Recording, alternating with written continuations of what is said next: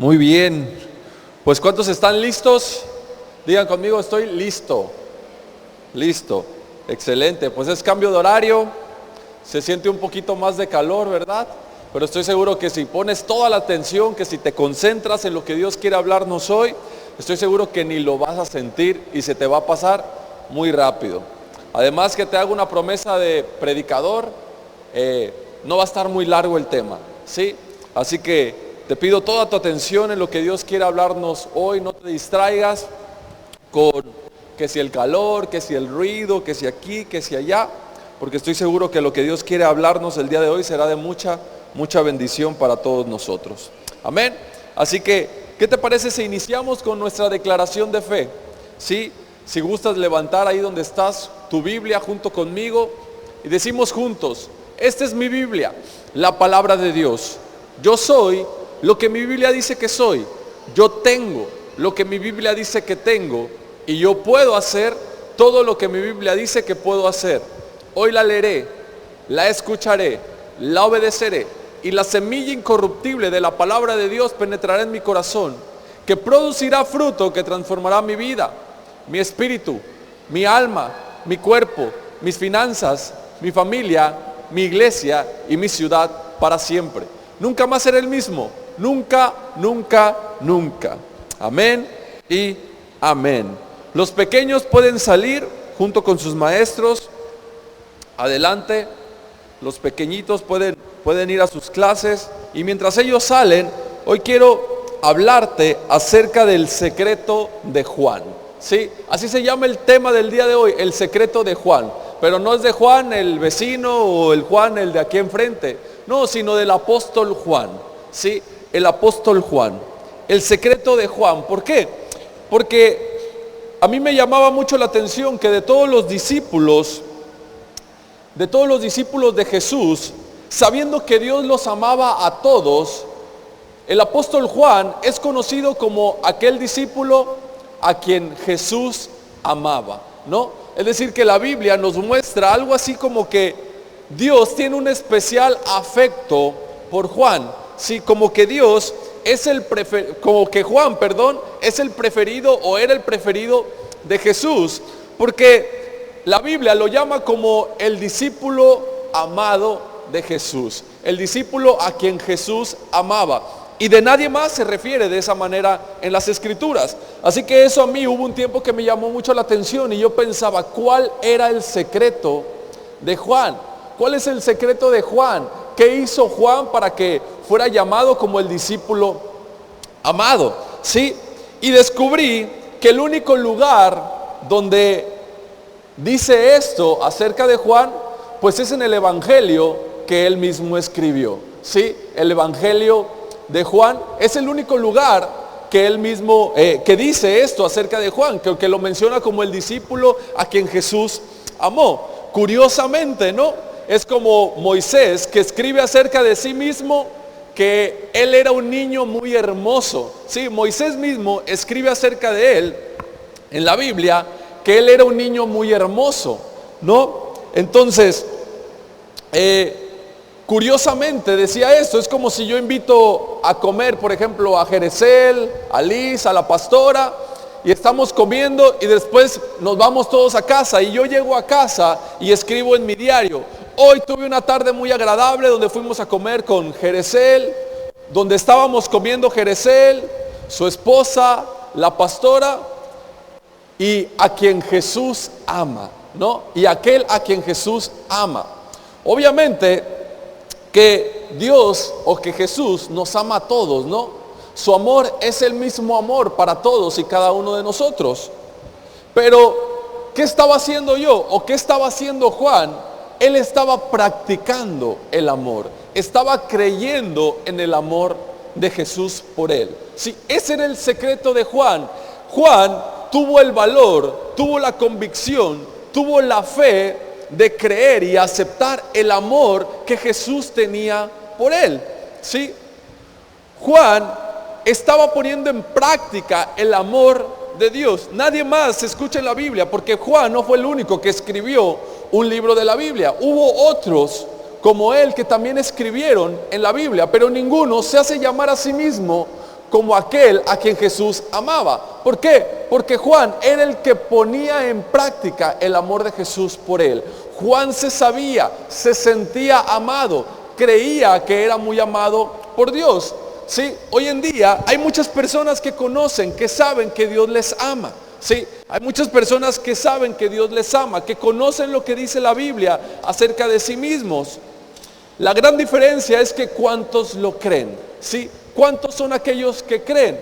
¿Cuántos son aquellos que creen que Dios los ama? Sí, que están en el corazón de Dios, que son muy amados por Dios y se atreven a decir: yo soy muy amado por Dios. Muchas veces solemos decir que Dios nos ama, pero no que Dios me ama a mí. La Escritura dice: porque de tal manera amó Dios al mundo, y nosotros nos sentimos parte del mundo, pero no creemos que Dios me ame a mí. Y no decimos: porque de tal manera Dios me amó a mí, sino que imaginamos que Dios ama al mundo en general, pero pocas veces nos vemos identificados como el centro del amor de Dios, como que Dios me ama a mí, ¿sí? No lo personalizo, sino que solamente es un conocimiento general de ello. Y por eso quería hablarte acerca del secreto de Juan, que básicamente era que creía en el amor de Jesús por él, que ponía en práctica el amor de Jesús por él. Así que es importante abrir nuestros ojos a este amor, al amor de Jesús por él. El amor de Jesús que está reflejado en las Escrituras, que está reflejado el amor de Dios por nosotros de principio a fin. ¿Por qué? Porque muchas veces tenemos los ojos cerrados al amor de Dios. Sí, tenemos los ojos cerrados al amor de Dios. En una ocasión le preguntaron a una niña que tenía como 5 años aproximadamente, le preguntaron: ¿para ti qué es la Biblia? ¿Qué es la Biblia para ti? Y la niña de 5 años dijo: es un libro que habla de Jesús y que tiene un hilito rojo. ¿Sí?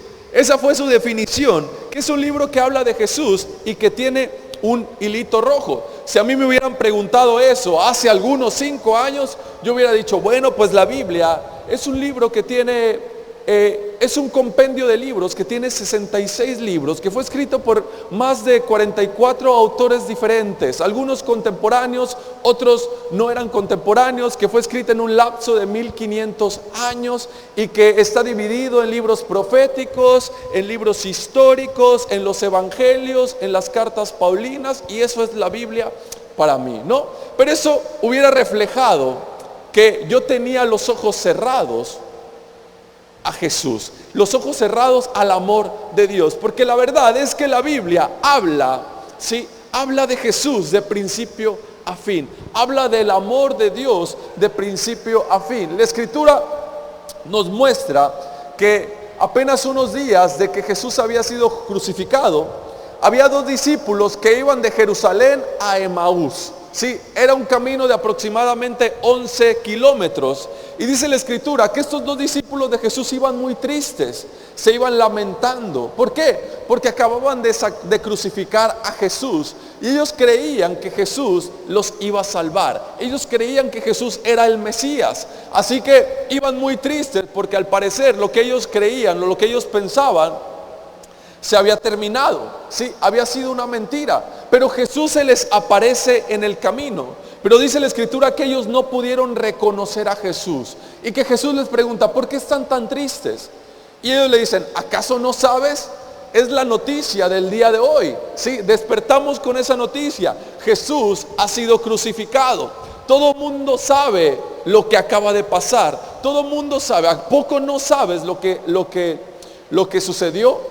Dice, y Jesús le dice: pero ¿acaso no dicen las Escrituras que eso era lo que tenía que pasar? ¿Acaso la Biblia y los profetas no dijeron que eso era lo que debía de suceder? ¿Por qué están tan tristes si la Escritura decía que eso debía de suceder? Y dice la historia que les empezó a abrir, que les empezó a explicar las Escrituras desde el principio hasta el fin, y que les empezó a revelar a Jesús en la Biblia, que les empezó a revelar a sí mismo en las Escrituras. Hasta este momento ellos todavía no sabían que Él era Jesús, pero Jesús les estaba mostrando lo que la Escritura hablaba acerca de Él mismo. Y les decía, yo imagino que Jesús les decía, esto es lo que tenía que pasar. Mira, aquí está Jesús desde el Génesis, se ve revelado Jesús. Desde el Génesis, Éxodo, Levítico, Número, Deuteronomio. Esto es lo que decían los profetas acerca de Jesús, ¿sí? Y dice que fue hasta que llegaron a Emaús y estaban cenando, cuando partieron el pan, que sus ojos fueron abiertos. Pero Jesús ya no estaba ahí, Jesús desapareció. Y ellos decían, ¿acaso no te ardía, acaso no ardía tu corazón cuando Él nos revelaba las Escrituras? ¿Por qué? Porque eso es lo que sucede cuando abrimos nuestros ojos a Jesús, al amor de Dios, cuando lo reconocemos en las Escrituras. No, durante mucho tiempo y todavía hoy en día, muchas veces no te hablan acerca de Jesús, si no te revelan al Jesús que está en las Escrituras, sino que te revelan los mandamientos, te dicen lo que tienes que hacer y lo que no tienes que hacer, te hablan acerca de la ira de Dios, acerca del comportamiento que debes de tener para agradar a Dios, acerca de lo que tienes que hacer para amar a Dios, para que Dios te bendiga, etcétera, etcétera, pero no te revelan a Jesús, no te revelan el amor de Dios. Las enseñanzas están enfocadas en lo que tú tienes que hacer, en tu capacidad, en tu esfuerzo, ¿sí? Y muchas veces crecemos con ese tipo de enseñanzas y creemos que la Biblia, que la religión, que el cristianismo, que la iglesia trata de cuánto amamos a Dios, ¿sí? De cuánto amamos a Dios y de cuánto le obedecemos a Dios, ¿sí? Yo durante mucho tiempo creía que el cristianismo trataba de cuánto amabas a Dios, ¿sí? Que el cristianismo trataba de cuánto hacías por Dios, de qué tanto le obedecías. Si le obedecías mucho, entonces Dios te amaba, porque eso significaba que amabas a Dios. Y todo se trataba de ti, de lo que tú podías hacer. La mirada, tus ojos estaban puestos en ti, en tu capacidad, ¿sí? En tu fidelidad, en tu amor por Dios. Pero el apóstol Juan precisamente nos descubre su secreto, nos dice cuál era ese secreto, cómo él descubrió que era muy amado por Dios. Sí, en Juan capítulo 4, verso 10, Juan capítulo 4, primera de Juan,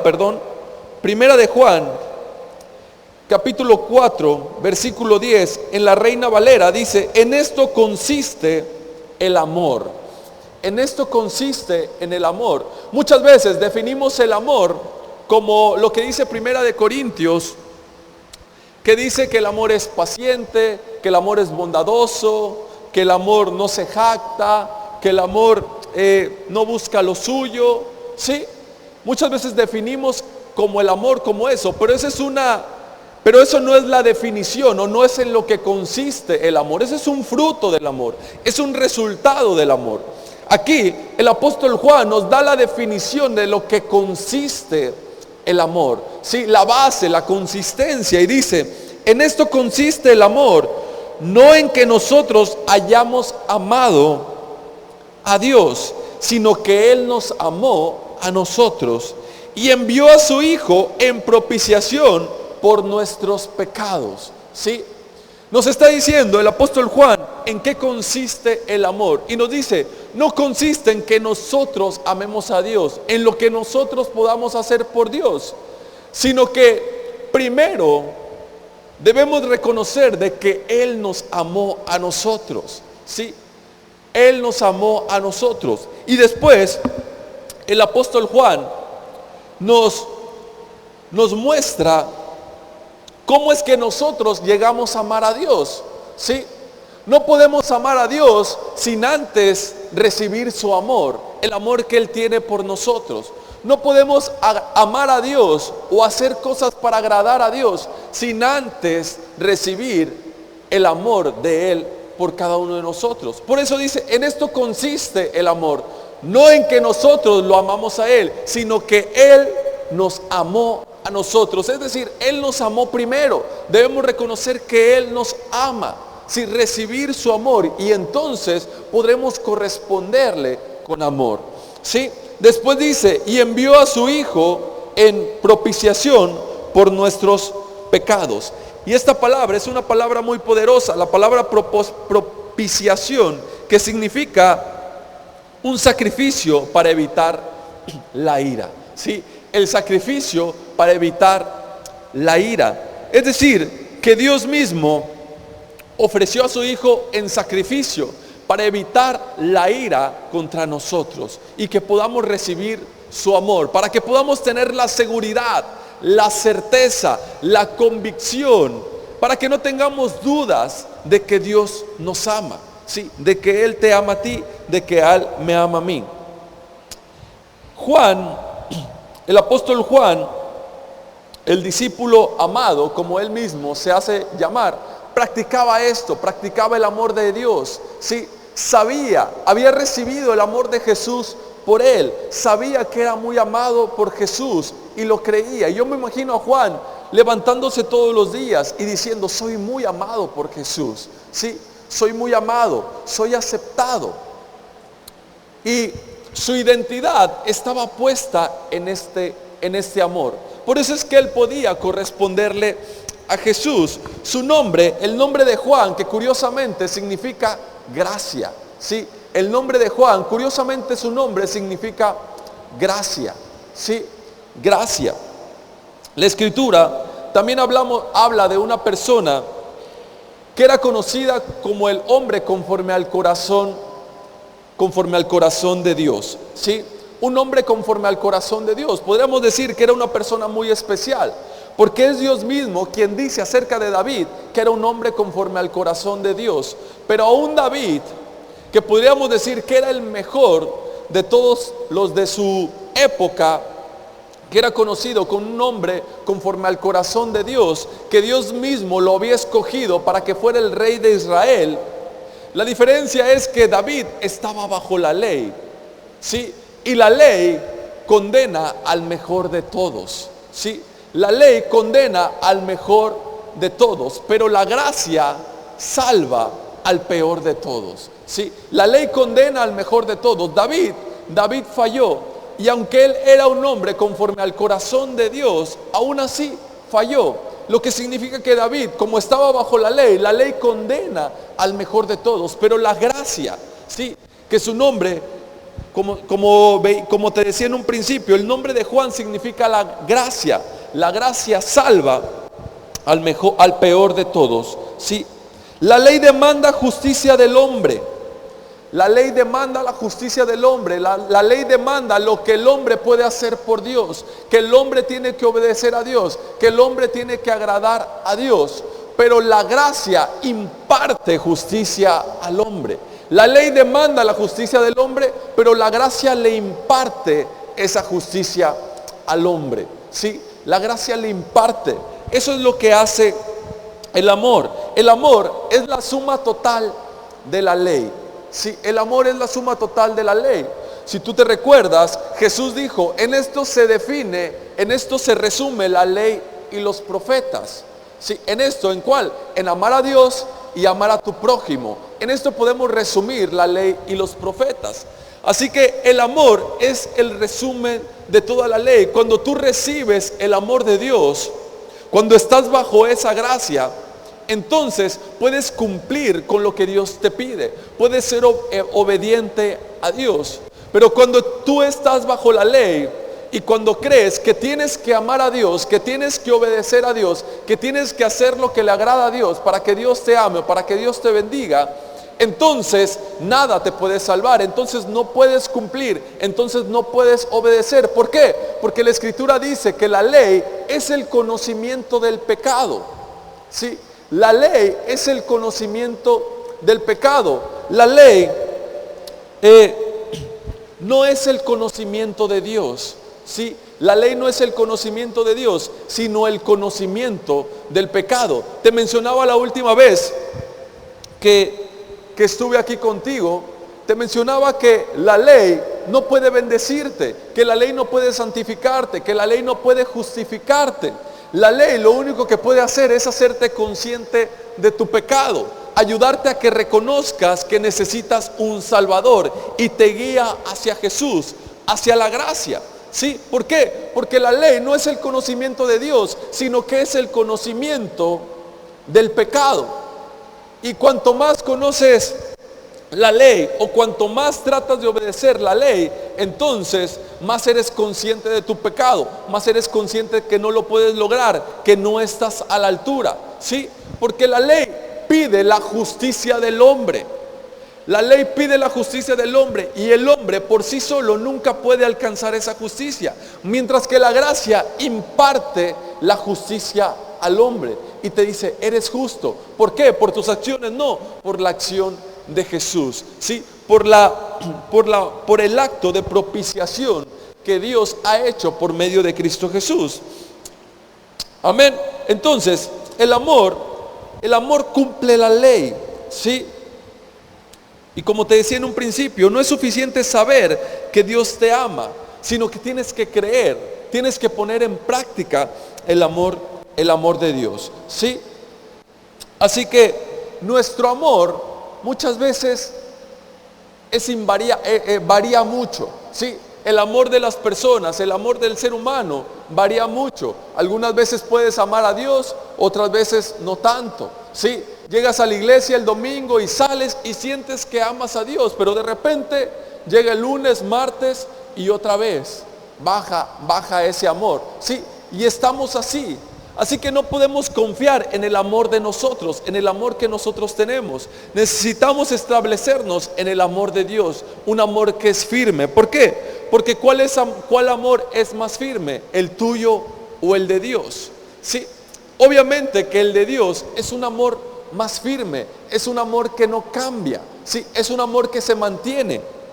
Y si mantenemos nuestra mirada en lo que está firme, entonces nos volveremos firmes. ¿Sí? Si enfocamos nuestra mirada, nuestra atención en lo que está firme, entonces, después de que estemos el tiempo suficiente enfocados, poniendo nuestra mirada en el amor que es firme, el amor que no cambia, en el amor que no varía, entonces nosotros también seremos firmes, ¿sí? Entonces nosotros también estaremos firmes en ese amor, ¿sí?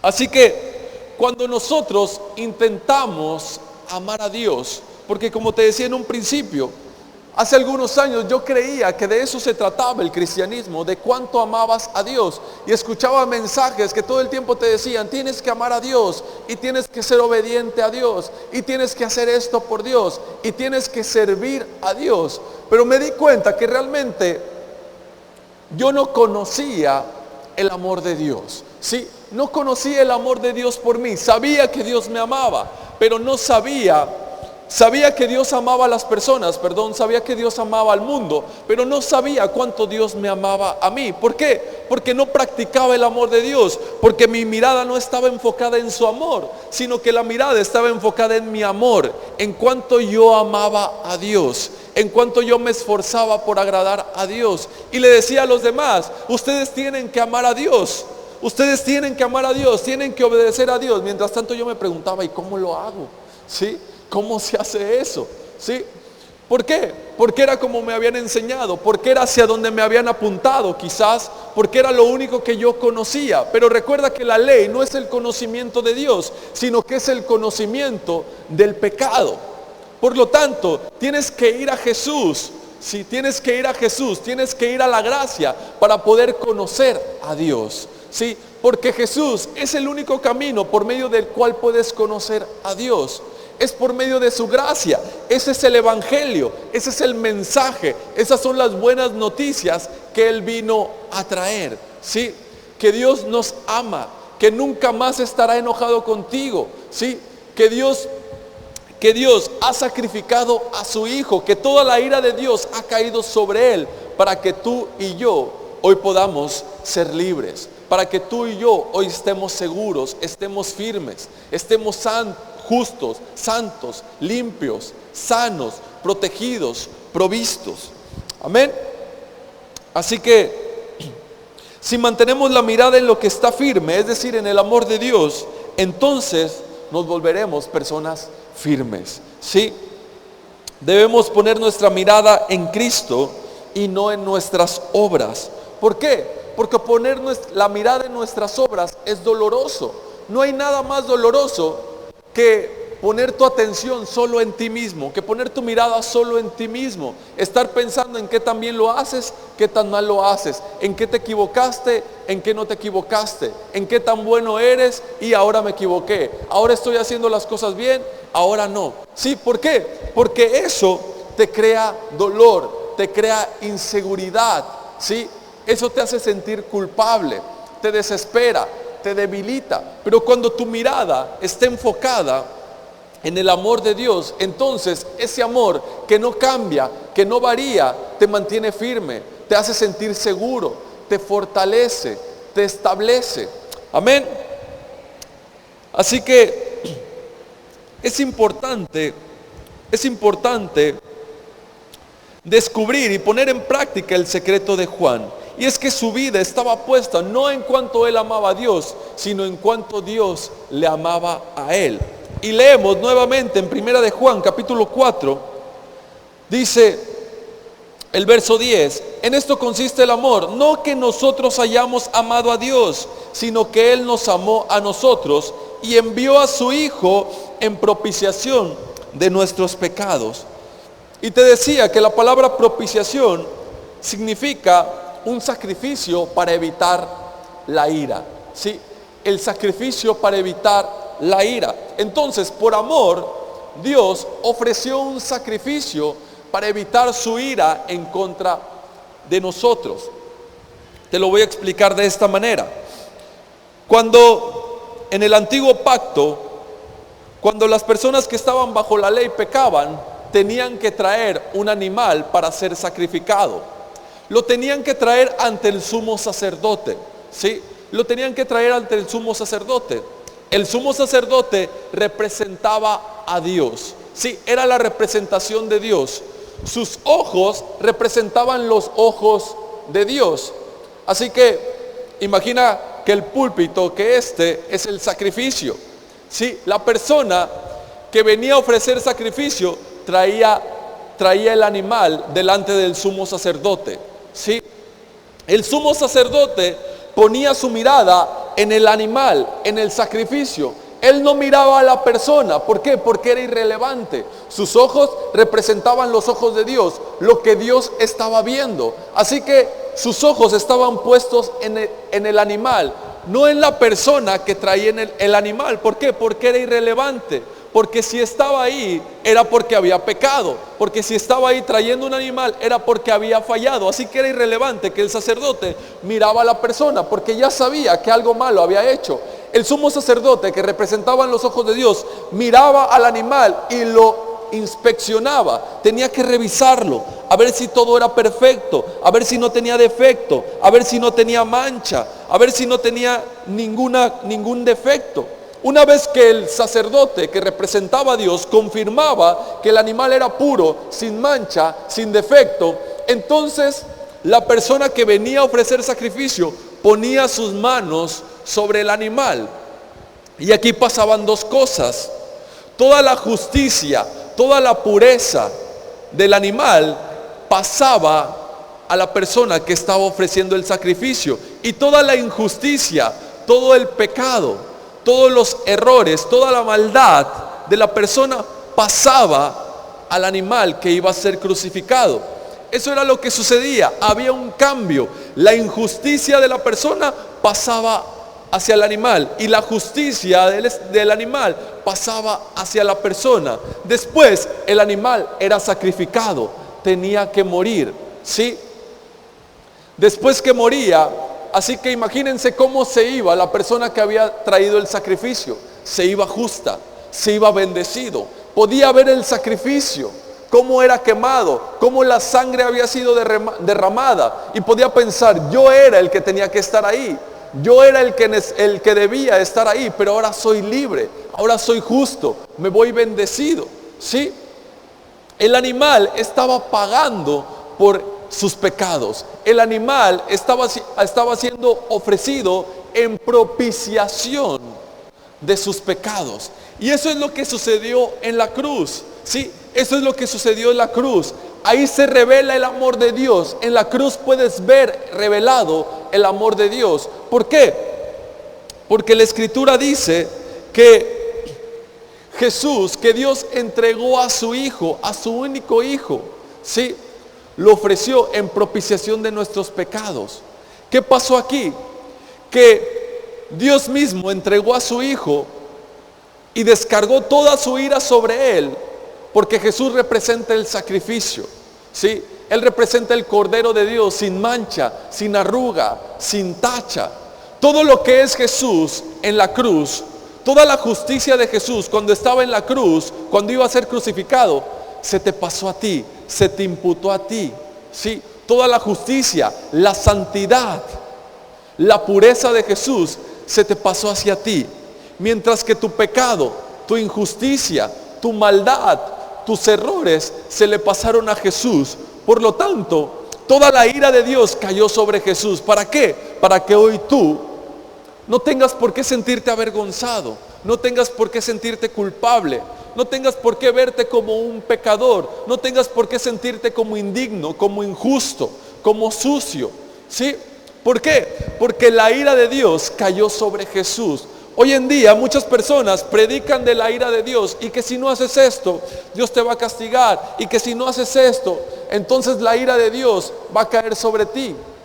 Algunas personas que predican acerca de la gracia de Dios son atacados porque no predican la ira de Dios, pero se les ha olvidado que la ira de Dios ya cayó sobre Jesús, que la ira de Dios cayó sobre Jesús, que Dios mismo aplicó toda su ira sobre su Hijo. ¿Para qué? Para que hoy tú y yo estemos libres de la ira, estemos libres de toda condenación, para que hoy podamos identificarnos con el amor de Dios, para que hoy podamos estar establecidos en el amor de Dios, para que podamos estar seguros, convencidos, sin temor, sin dudas, de que somos muy amados por Dios, ¿sí? Uno de los versículos más conocidos en la Biblia dice que porque de tal manera amó Dios al mundo, que envió a su Hijo, ¿sí?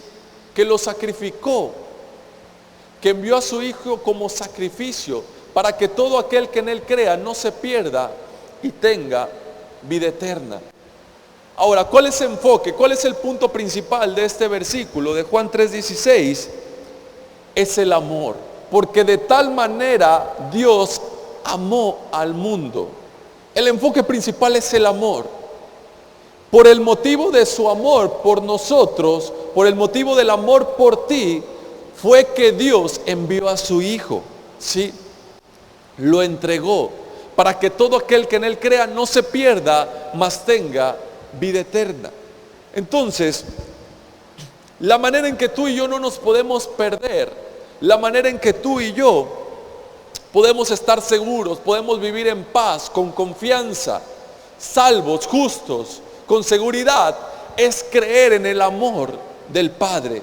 ¿Y cuál es el ejemplo que el Padre nos da? Nos da el ejemplo de que sacrificó y entregó a su Hijo, entregó a Jesús. Toda la ira, toda la furia de Dios cayó sobre Él. ¿Para qué? Para que no tuviera que caer sobre nosotros, ¿sí? Para que no tuviera que caer sobre nosotros. Ahora podemos vivir con confianza, con seguridad, de que Dios no nos va a maldecir, de que Dios no nos va a castigar, de que Dios no provoca los males o no te provoca el mal, ¿sí? De que Dios no es quien envía las enfermedades, sino que Dios, como un Padre amoroso, como el Padre amoroso que es, quiere lo mejor para ti, te ama, desea lo mejor para ti, ¿sí?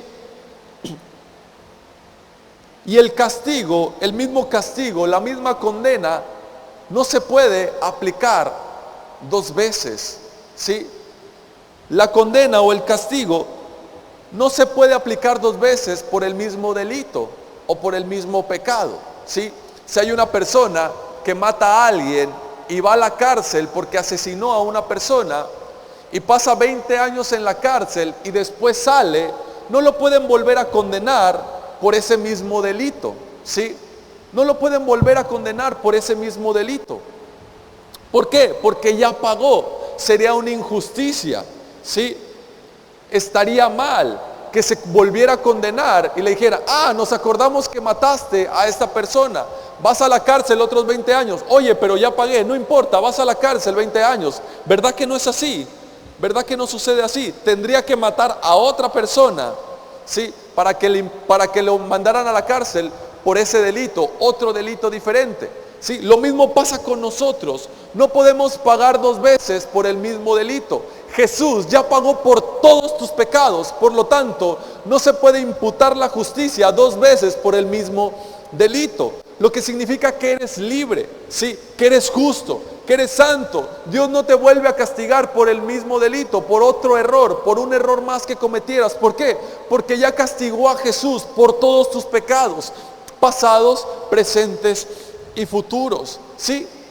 Eres libre, eres santo, eres justo, eres amado. Y cuando te identificas en ese amor, cuando te identificas con esa gracia, entonces puedes vivir completamente pleno, feliz, con gozo, con seguridad. ¿Por qué? Porque eso provoca el amor, porque es el amor de Dios quien echa fuera el temor. ¿Sí? Porque el perfecto amor es quien echa fuera el temor. Cuando recibes el amor de Dios por ti, entonces todo el temor se va. ¿Sí? Y lo que tienes es seguridad, es paz, es confianza. Amén. Entonces, ¿sobre qué amor te tienes que establecer? ¿Sobre el tuyo o sobre el de Dios? ¿Cuál amor es más firme? Es lógico que es el amor de Dios, ¿cierto?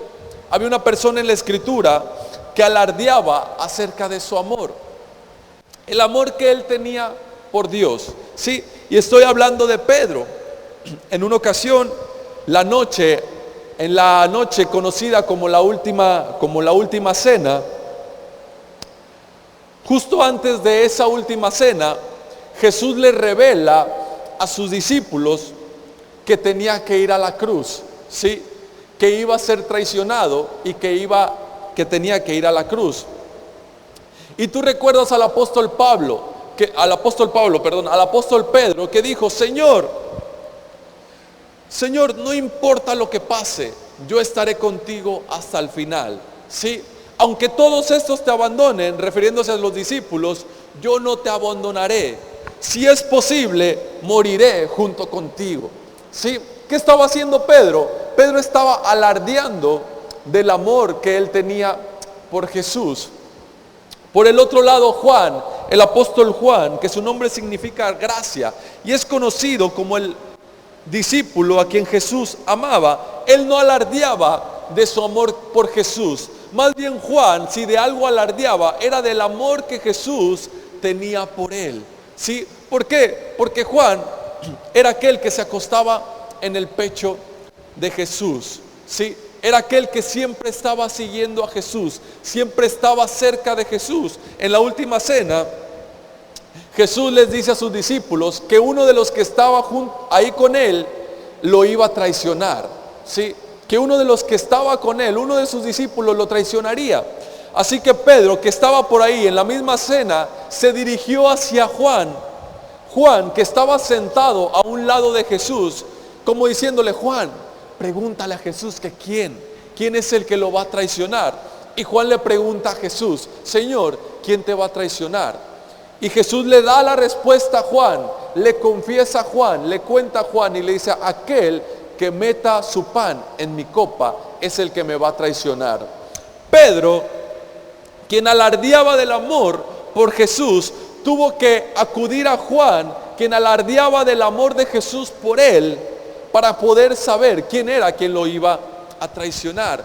Juan, que se recostaba en el pecho de Jesús. Juan, que era el discípulo amado de Dios. ¿Sí? Aquel Pedro, que su nombre significa Petros, que significa piedra, aquí está haciendo una representación de la ley. ¿Sí? Está haciendo una representación de la ley. ¿Por qué? Porque cuando vives por la ley, alardeas de tu amor por Dios. ¿Sí? Crees que con tus acciones, con lo que tú haces, amas a Dios. Yo amo a Dios porque obedezco sus mandamientos. Yo amo a Dios porque sirvo en la iglesia. Yo amo a Dios porque hago esto, porque hago aquello. ¿Sí? Cuando estás bajo la ley, alardeas de tu amor por Dios. Pero vemos que eso no te lleva a ningún lado. ¿Por qué? Porque Pedro, aquel quien dijo que seguiría a Jesús, que estaría con él hasta el final, lo negó 3 veces, terminó negándolo 3 veces. Y el único que llegó hasta la cruz, que estuvo hasta la cruz, hasta el momento de la crucifixión de Jesús, fue Juan. Juan fue el único que estuvo ahí. Todos los demás huyeron, todos los demás se fueron. El único que estuvo ahí a los pies de la cruz junto con Jesús fue Juan. Juan fue el que fue a buscar y hasta tocar a las puertas del templo para que le permitieran ver a Jesús. Pedro se quedó a la distancia viendo de lejos lo que sucedía. Cuando unas personas que estaban ahí cerca le dijeron, tú eres el que estaba con Jesús, él dijo, no, yo no fui. Lo negó 3 veces. Sí, Pedro, que alardeaba del amor que tenía por Jesús, terminó fallando.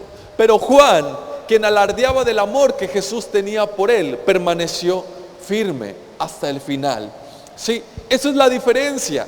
Esa es la diferencia cuando permaneces en el amor que Dios tiene por ti, o cuando quieres, o cuando alardeas del amor que tú tienes por Dios. ¿Por qué? Porque cuando alguien alardea del amor que tiene por Dios, su mirada, su fe está puesta en sí mismo, en lo que Él puede hacer, en sus sacrificios, en su capacidad. Pero cuando alguien reconoce el amor que Dios tiene por él, entonces su mirada, su confianza, su fe está puesta en Jesús, en lo que Él puede hacer, en su amor, en la capacidad que Dios tiene. Amén. Así que yo te pregunto, ¿quién eres tú? ¿Eres de aquellos que alardean del amor que tienen por Dios, o eres aquellos de los que alardean del amor que Dios tiene por ti? ¿Sí?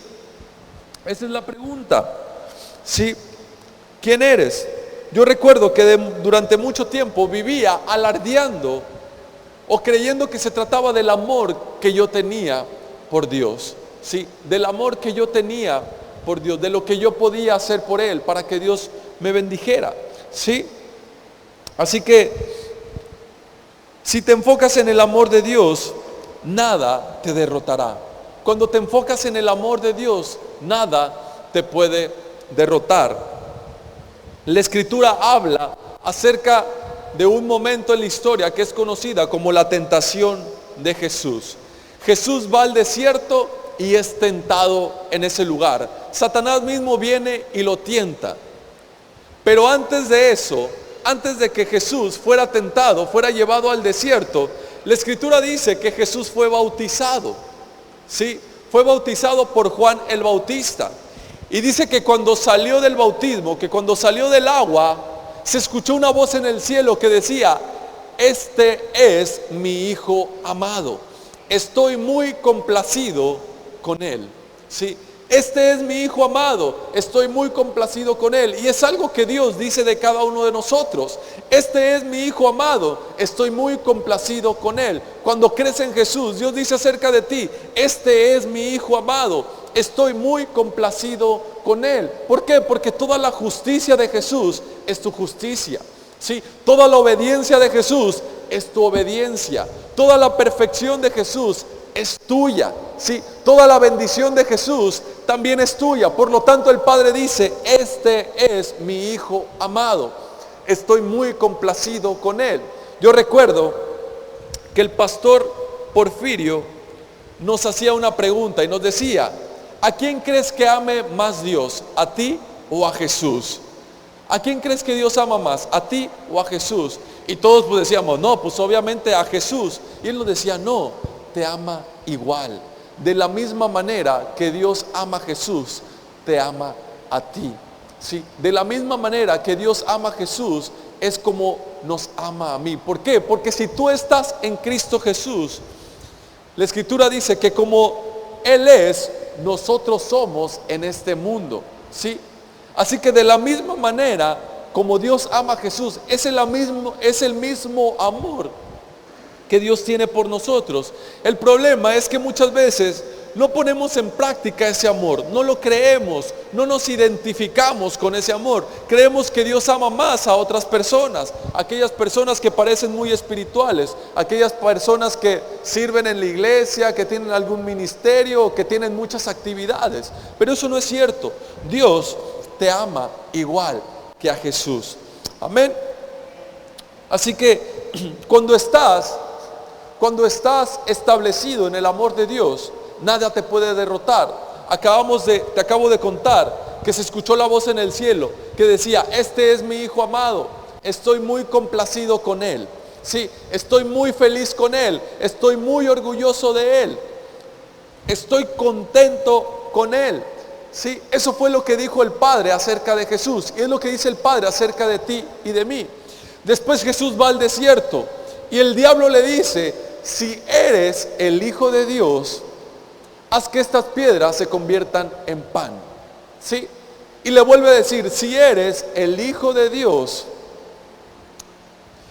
lánzate de la punta más alta. ¿Sí? Si eres el Hijo de Dios, le decía Satanás. Pero ¿qué omitió Satanás? Satanás omitió la palabra amado. ¿Sí? Satanás omite la palabra amado. Solo le dice: si eres el Hijo de Dios, pero no le dice: si eres el Hijo amado de Dios. ¿Por qué?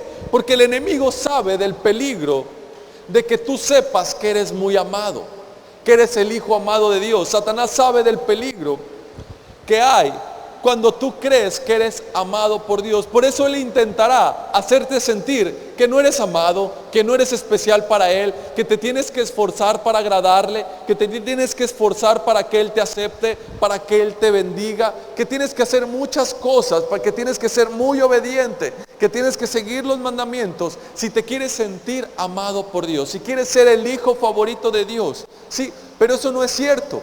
La Escritura dice que eres amado, no por lo que tú haces, sino por lo que Jesús hizo. Cuando tú crees en ello, eres muy amado. Sí, entonces vemos aquí que Satanás le dice a Jesús, lo tienta y le dice: si eres el Hijo de Dios, pero omite la palabra amado. Pero Jesús sabía, Él había escuchado que era el Hijo amado de Dios. Por lo tanto, pudo vencer la tentación. ¿Qué le ofreció el enemigo? ¿Qué le ofreció Satanás? Satanás le ofreció provisión, le ofreció suplir sus necesidades, le ofreció éxito, riquezas, fama, ¿sí? Le ofreció todos los reinos de la tierra. Pero ¿qué pasa? Que Jesús sabía que Él era amado. Por lo tanto, pudo resistir la tentación, pudo resistir al enemigo y salió victorioso. Esto es lo mismo que hoy en día el enemigo nos ofrece. Hoy en día el enemigo nos ofrece todo eso, nos ofrece provisión, nos ofrece éxito, nos ofrece fama, nos ofrece protección. ¿Pero a qué costo? ¿Sí? ¿A cambio de qué? Y cuando no estás establecido en el amor de Dios, entonces puedes caer muy fácil en sus trampas. ¿Sí? Puedes caer muy fácil en sus trampas. Por eso es que hoy en día hay tantos jóvenes que están batallando con su identidad, ¿sí? Están batallando por ser aceptados, están batallando por querer sobresalir, ¿sí? Por querer sentirse amados, por querer ser aceptados. ¿Por qué? Porque no conocen el amor de Dios, ¿sí? No conocen el amor de Dios. Y todavía la iglesia, quien debería de abrazarlos, quien debería mostrarles el amor de Dios, ¿sí? Quien debería enseñarles el amor de Dios, los condena y le dice: te vas a ir al infierno. Sí, eso no es de Dios, eso a Dios no le agrada. Sí, Dios te va a castigar, te va a condenar. La Escritura dice, la Biblia dice que tales personas no heredarán el reino de los cielos. Sí, y les condenan. ¿Quién creen que mostrándoles la ira de Dios los van a salvar? Creen que mostrándoles el castigo van a cambiar de parecer, pero eso no es cierto. Sí, eso no es cierto. Solo es el amor de Dios quien puede transformar la vida de las personas. Es el amor de Dios quien provoca un cambio. Cuando se saben amados, cuando se sienten aceptados, cuando reconocen que Dios me ama. No que ama solo a los que van a la iglesia, no que ama solamente a los que tienen alguna religión.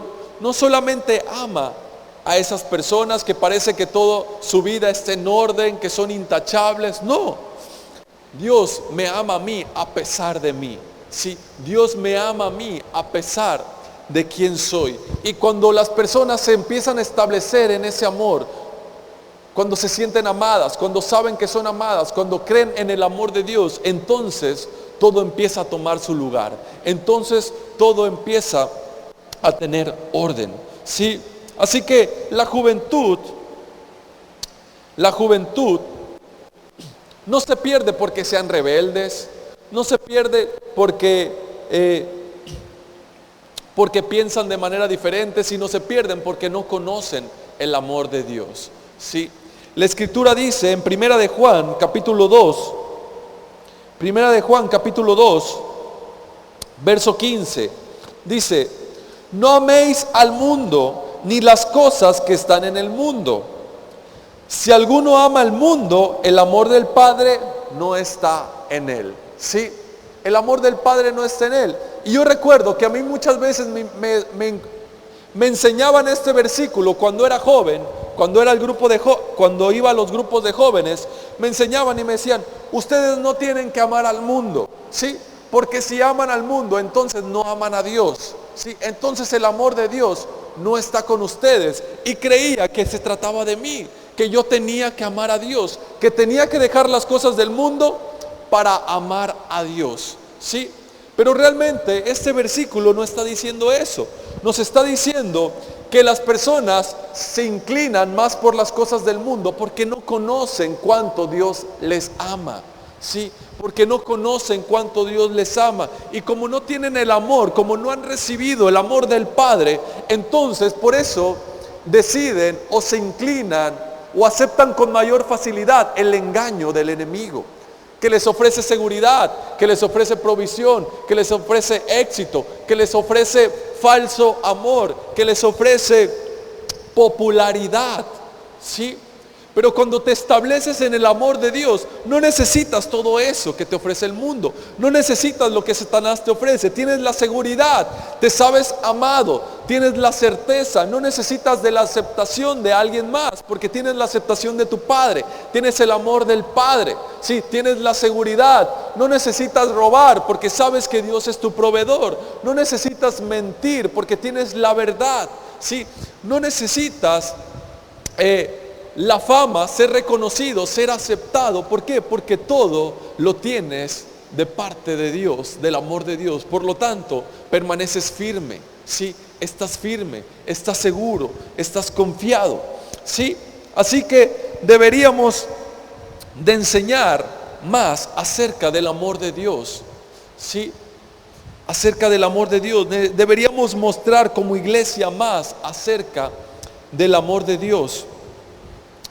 La Escritura dice en Isaías capítulo 53, Isaías capítulo 53 habla acerca de Jesús, del sacrificio de Jesús. Y después en el capítulo 54 de Isaías vemos cómo Dios jura por Él mismo que nunca más se enojará contra su pueblo, ¿sí? Nunca más me enojaré contra ustedes, ¿sí? Es un juramento que Dios hace. En el capítulo 53 vemos cómo habla acerca de la cruz, habla acerca del momento. Es una profecía de Isaías. En Isaías 53 revela a Jesús como el Cordero de Dios que es sacrificado, ¿sí? Que va al matadero. Y después ahí revela la ira de Dios, la justicia de Dios, cómo cae sobre Jesús. Y después en el capítulo 54 de Isaías, Dios jura por Él mismo que nunca más se enojará con su pueblo, que nunca más se enojará con sus hijos. ¿Por qué? Porque ya toda la ira fue saciada, porque ya todo fue pagado. En el capítulo 53, todo fue pagado. El sacrificio fue entregado, Jesús fue crucificado. Por lo tanto, en el capítulo 54, Dios dice: nunca más me enojaré con ustedes, ¿sí? Nunca más me enojaré con ustedes. ¿Qué significa esto? Ahora, esto significa que todo ha sido pagado, ¿sí? Que todo el castigo, que toda la ira de Dios ha sido pagada en Jesús, y que Él nunca más se enojará contigo, que Él nunca más te condenará, te castigará. Sí, que lo que Él tiene para ti es su amor. Sí, es su amor. Bajo la ley, Moisés tenía que quitarse el calzado de sus pies. Sí, la zarza ardiente le dijo: quítate el calzado de tus pies, porque este lugar que estás pisando es tierra santa. Bajo la gracia vemos al hijo pródigo que viene de regreso a casa. El padre sale a su encuentro, lo abraza, le da un beso y dice: póngale calzado en sus pies, ¿sí? Porque este es mi hijo, ¿sí? Póngale el calzado de sus pies, porque él merece estar en esta su casa. Así que bajo la ley vemos la ira de Dios cayendo sobre las personas, sobre la humanidad. Bajo la gracia vemos la ira de Dios cayendo cayendo en Jesús y liberando a todo aquel que cree, ¿sí? Liberándonos, haciéndonos libres.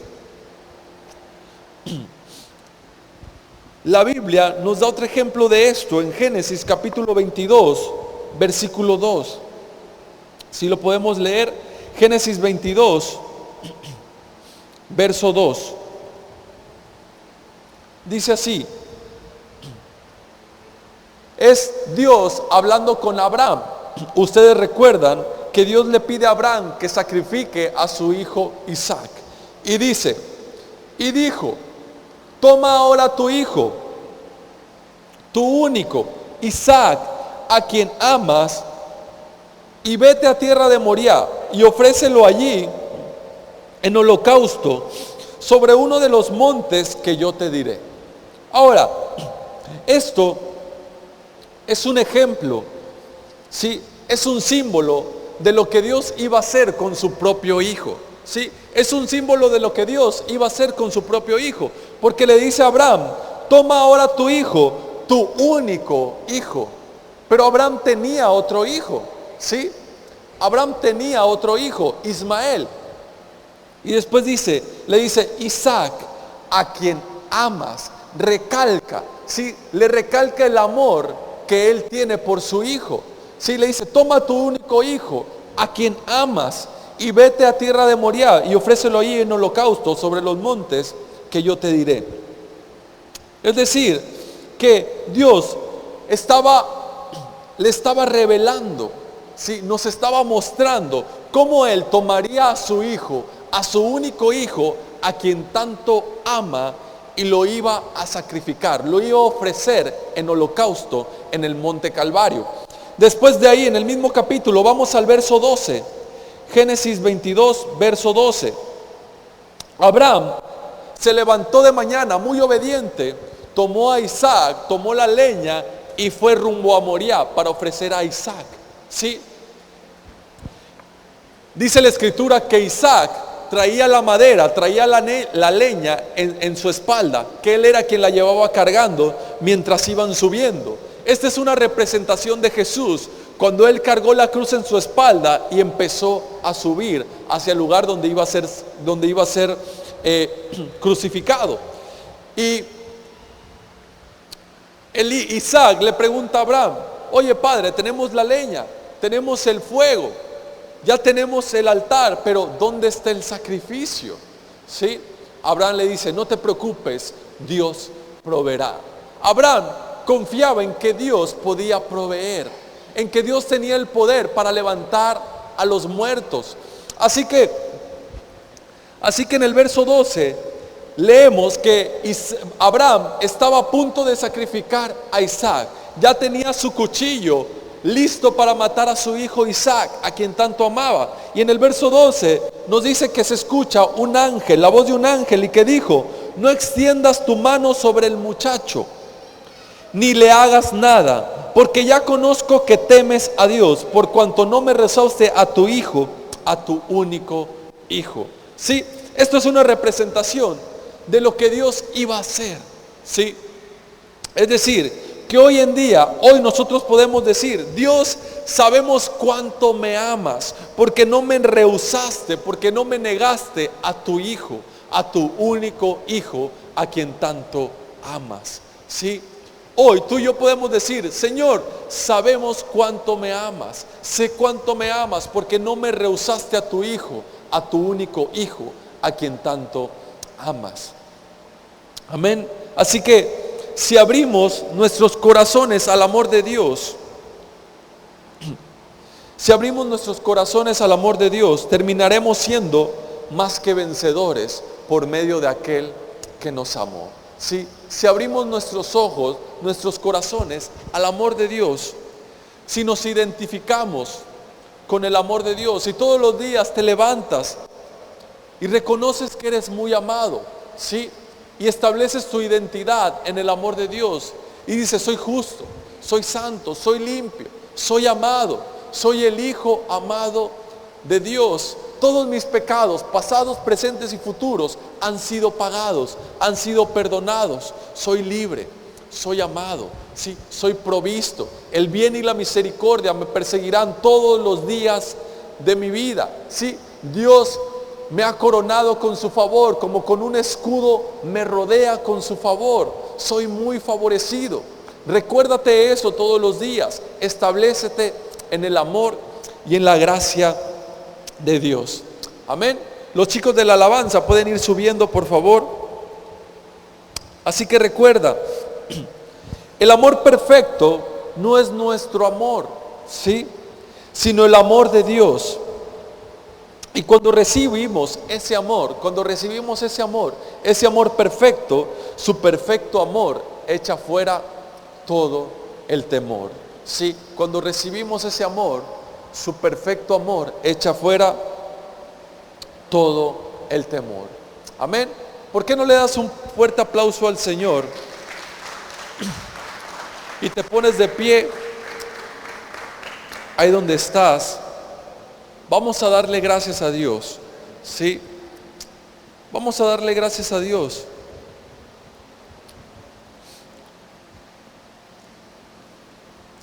Reconoce su amor en tu vida. Reconoce lo que Él ha hecho por ti. Recuérdalo todos los días. Establécete en su amor, ¿sí? Y a medida de que tú reconozcas, a medida de que tú practiques el amor de Dios en ti y que te veas como aquel a quien Jesús ama, entonces vas a poder ser libre, vas a poder vencer cualquier tentación, vas a poder vivir con seguridad, con paz, con alegría. ¿Por qué? Porque estás establecido en el amor de Dios, porque sabes que eres muy amado. Tendrás paz, confianza, seguridad, sabrás que eres provisto, sabrás que el bien y la misericordia te perseguirán todos los días de tu vida, que como un escudo Dios te rodea de su favor, ¿sí? Que todas tus necesidades serán provistas, que Dios suplirá todas tus necesidades, ¿sí? Que ningún arma forjada contra ti prosperará. Amén. Así que ahí donde estás, ¿por qué no cierras tus ojos? Y hablas, repites acerca de quién tú eres. Dale gracias a Dios porque eres su Hijo amado. Dale gracias a Dios por nuestro Señor Jesús, quien llevó nuestros pecados, quien recibió toda la ira y que nos ha hecho libres. Padre, te damos gracias, Señor, en esta mañana. Gracias, Señor, porque nos amaste de tal manera que no nos negaste a tu Hijo, a tu único Hijo, a quien tanto amas. Por eso hoy nosotros podemos decir: Señor, sabemos que nos amas, porque no nos has negado a tu Hijo, a quien tanto amas. Por eso hoy podemos reconocer que somos muy amados, que nunca más te enojarás con nosotros, que tú no eres quien nos maldice, que tú no eres quien nos desea el mal, que tú no eres quien nos castiga para enseñarnos algo, sino que tu perfecto amor siempre está a nuestro alcance. Es tu amor quien nos educa, quien nos guía, quien nos fortalece, quien nos cambia, quien nos transforma. Gracias te damos por ello, Señor. Gracias, Señor, porque el bien y la misericordia nos perseguirán todos los días de nuestras vidas. Gracias, Señor, porque tú suplirás todas nuestras necesidades. Gracias, Padre, por ser tan bueno. Gracias, Señor, porque has tomado nuestro lugar, porque has ido a la cruz y has aceptado algo que no tenías que aceptar. Gracias, Señor, porque tu justicia es nuestra justicia, porque tu santidad es nuestra santidad, porque tu obediencia es nuestra obediencia, porque como tú eres, nosotros somos en este mundo. En el nombre de Jesús, gracias, Señor. Amén y amén. Dale un fuerte aplauso al Señor. Gracias a Dios. Así que, por último, solo tengo que recordarte, recuerda el secreto de Juan, ¿sí? Recuerda el secreto. ¿Cuál era el secreto de Juan? Él se estableció en el amor de Jesús por él. Él ponía en práctica el amor que Jesús tenía por él. Se sabía muy amado, creía que era muy amado por Dios, que era muy amado por Jesús. Lo ponía en práctica, lo reconocía, ¿sí? Así que pon en práctica el amor de Dios por ti. Reconócelo en todos tus caminos, cada día de tu vida, cuando te levantes. Reconoce que eres muy amado, que Él va contigo, que su presencia te acompaña, ¿sí? Que su gracia está contigo. Y te aseguro que todo irá mucho mejor que hasta ahora. Amén. Así que vamos a orar por las ofrendas. ¿Qué te parece ahí donde estás? Si gustas tomar tu lugar. Señor, te damos gracias por estas ofrendas que se van a recibir. Gracias, Padre, porque tú eres quien provee, Señor. Por eso damos un poco de lo mucho que tú nos das. Y lo hacemos con alegría porque sabemos que todo viene de ti, Padre. En el nombre de Jesús, amén y amén. Muy bien, pues mientras pasan por ahí con las ofrendas, te recuerdo que tenemos reuniones los miércoles a las 6 de la tarde, domingos 10 de la mañana y 6 de la tarde. El grupo de alabanza se reúne a las 4 de la tarde los días sábados, tienen su ensayo, y el grupo de jóvenes los sábados a las 6 de la tarde. Sí, te recuerdo también que hay talento, por si tú gustas quedarte, acompañarnos, quedarte a disfrutar de unos ricos y deliciosos alimentos, pues puedes hacerlo con toda confianza. También te recuerdo que se aproxima nuestro aniversario, sí, se aproxima nuestro aniversario, que es en enero, si no mal recuerdo es 28 y 29 de enero, es sábado y domingo, sábado y domingo. En enero tendremos un servicio el sábado a las 6 de la tarde y otro el domingo a las 10 de la mañana. Ese día domingo no habrá servicio por la tarde, ¿sí? Para que te prevengas, para que pases la voz también. No habrá servicio por la tarde, solo habrá por la mañana. Domingo a las 10 de la mañana y sábado a las 6 de la tarde. Y como ya te hemos venido anunciando, estará con nosotros Carlos Catari. Sí, él viene de Canadá, algunos de ustedes ya lo conocen. Estará con nosotros compartiendo la palabra, así que estoy seguro que será de mucha bendición para todos nosotros. Invita a alguien, tráete a alguien, y no faltes, ¿sí? No vayas a faltar. Amén. Pues me parece que son todos los anuncios. Te invito a ponerte de pie ahí donde estás para quedar despedidos. Si gustas levantar tus manos junto conmigo y repetir después de mí: que la gracia de nuestro Señor Jesucristo, el amor del Padre y la comunión del Espíritu Santo sea sobre cada uno de nosotros. Que todo nuestro ser, espíritu, alma y cuerpo permanezcan irreprensibles hasta la venida de nuestro Señor Jesús. Que a partir de hoy y hasta que nuestro Señor vuelva, te encuentre a ti y a mí establecidos en su amor. Los que así lo creemos decimos amén y amén. Que Dios les bendiga. Gracias por estar aquí.